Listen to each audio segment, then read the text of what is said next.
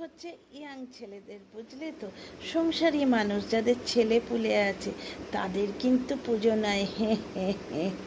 সুতরাং বাপের যে এক পিস জামা কাপড় হচ্ছে ওটা জাস্টিফাইড, কারণ পুজোটা বুড়োদের নয়, পুজোটা হচ্ছে ইয়াং ছেলেদের, মেয়েদের, বাচ্চাদের, যার জন্য মায়ের 5টা শাড়ি হতেই পারে, কারণ মা তো বউ বেচেই প্রথম শাড়ি পাচ্ছে এবছর আর গত বছর পেয়েছে, বুঝতে পারছো তো, কারণ ওদের পোষা দালালি বলেছে, বুঝতে পারছো তো, জাস্টিফাই করছে বাপকে একটা জামা কাপড় দিয়েছি এই অনেক, বুড়ো ওই নিয়েই খুশি থাক, কারণ পুজো হচ্ছে মেয়েদের আর বাচ্চাদের আর কাদের, ইয়ং ছেলেদের। সুতরাং মধ্যবয়সীদের আর বয়স্কদের, মানে পুরুষ মানুষ, তাদের পুজো নয়, বুঝতে পারছো, মধ্যবয়সী যেরকম জ্বলন আর কি,